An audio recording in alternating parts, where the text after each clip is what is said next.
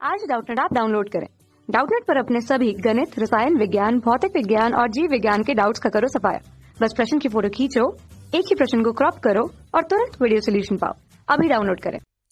बाह्य श्रोतीकरण में शामिल नैतिक सरोकार कौन से हैं? तो सबसे पहले हमें ये जानना आवश्यक है कि इस प्रश्न में बात किस विचार में की जा रही है।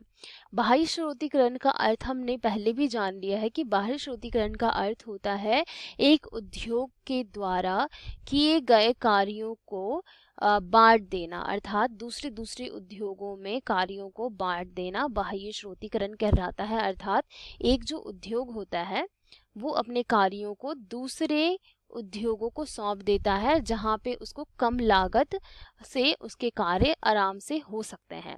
अर्थात कम लागत से अगर उसके कार्य जहाँ पे होंगे वो वहां से अपने दूसरे कार्य करा सकता है। तो ये कहलाता है हमारे बाह्य श्रोतीकरण। लेकिन अब इसमें हमारे नैतिक सरोकार की हमें बात करना है कि हमारे जो नैतिक जीवन में, सामान्य जीवन में बाह्य श्रोतीकरण से नैतिक सरोकार किस प्रकार से हो सकता है या फिर नहीं हो सकता है। तो कई बार कंपनी या उद्योग क्या करती है कि वो अपने लागतों को कम करने के लिए, एक उद्योग क्या करेगी, लागत कम करने के लिए बाह्य श्रोतीकरण करती है। ठीक है, बाह्य श्रोतीकरण वो इसलिए करती है कि उसका जो लागत है वो कम हो जाए। तो वो करने के लिए वो क्या करती है, कभी कभी उन देशों में तथा उन क्षेत्रों में अपने कार्यों को बांट देती है जहाँ पे जिस शहरों में क्या हो, बाल मजदूरी जैसे काम हो रहे हो तथा महिलाओं द्वारा कारखानों में काम कराए जा रहे हो, तो उन देशों में अपने कार्यों को बांट देती है ताकि उन देशों से जो वो कार्य आए हो जाए तो उनको बहुत ही कम लागत में वो कार्य आराम से हो जाए। तो इसके अनुसार अगर आप सोचें तो बिल्कुल भी नैतिक सरोकार की पूर्ति नहीं की जा रही है, क्योंकि बहुत सारी कंपनीज इस प्रकार का कार्य करती है कि वो अपने जो कम लागत में अपने कार्य कराने के लिए ऐसे देशों में अपने कार्यों को बांट देती हैं जहाँ पे मजदूरी कराया जाए, महिलाओं से, बाल श्रमिक से कार्य कराया जाए तथा उनसे क्या होगा, उनको कम लागत में ही उनका कार्य पूरा हो जाएगा। तो हमारे देश में भी पहले जब ये कानून लागू नहीं था कि बाल श्रमिक से कार्य कराने वाला, तो बहुत सारी विदेशी कंपनियां आके क्या करती थी, हमारे देशों में कम लागत में, क्योंकि हम सभी जानते हैं कि हमारे देश में कम लागत में बहुत जगह क्षेत्रफल मिल जाता है, श्रमिक बहुत ही जल्दी मिल जाते हैं। तो बाहर की जो कंपनियां क्या करती थी, हमारे देश में आके कम लागत में, कम मजदूरी में हमारे जो श्रमिक से कार्य करवाती थी तथा अपने उद्योगों की पूर्ति करवा लेती थी। क्योंकि बाहरी श्रोतीकरण में यही कार्य होता है कि अपनी लागत को कम करने के लिए एक उद्योग अपने कार्यों को बांट देता है। क्या करता है, कार्यों को बांटता है ना, बांट देता है।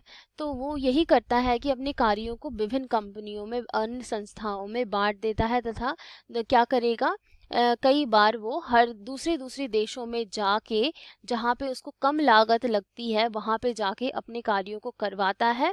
और इससे क्या होता है, हमारी नैतिक सरोकार बिल्कुल भी पूरी नहीं हो पाती है। तो हमारे पास इसका दो प्रश्न उठता है। सबसे महत्वपूर्ण पहला प्रश्न उठता है कि हमारा कि ये जो कार्य हो रहा है, बाह्य श्रोतीकरण हो रहा है, क्या ये सच में नैतिक सरोकार को पूरा कर रहा है? क्योंकि ऐसे देशों में जहाँ पे बाल श्रम और कानून नहीं है, या फिर इन कानूनों बहुत ही कमजोर है, तो वहाँ पे लागत कम करने के तरीके के लिए जो कंपनी कार्य करती है, जो उद्योग ये कार्य करते हैं, क्या वो नैतिक कहलाती हैं? साथ ही साथ हमारा दूसरा प्रश्न ये उठता है कि क्या इस प्रकार के कार्य को बाह्य श्रोतीकरण उन देशों को करना चाहिए जहां पे लिंग तथा मजदूरी के आधार पर भेदभाव किया जाता हो? क्या ये कार्य नैतिक कहलाते हैं? तो नहीं, बिल्कुल भी नहीं कहलाते हैं। तो इस प्रकार के जो कार्य होते हैं नैतिक सरोकार में शामिल नहीं होते हैं। तो हम लिख सकते हैं कि हमारा पहला प्रश्न ये उठ सकता है कि हम क्या ऐसे देशों में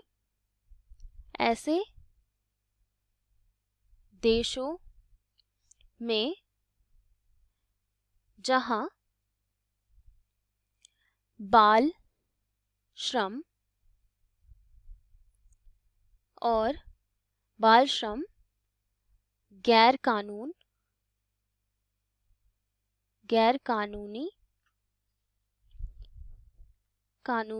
नहीं है,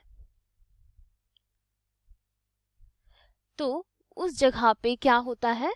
कंपनी क्या करती है? कंपनी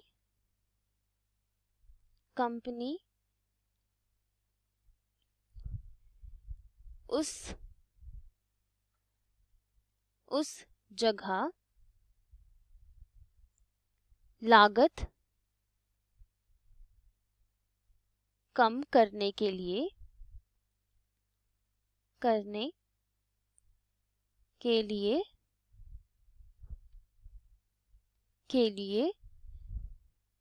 यह तरीका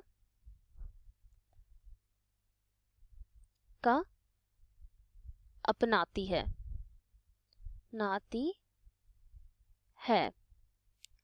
तो क्या यह नैतिक रूप से सही है? बिल्कुल भी सही नहीं है। ये सबसे पहला हमारा प्रश्न उठता है। और साथ ही साथ एक और हमारा प्रश्न उठता है कि जहाँ पे लिंग भेद की वजह से जो कानून वहाँ पे नहीं है कि लिंग मजदूरी कराया जाए, भेदभाव नहीं है, तो क्या वो एक नैतिक कार्य कहलाता है? तथा हम लिख सकते हैं कि क्या इस प्रकार बाह्य श्रोतीकरण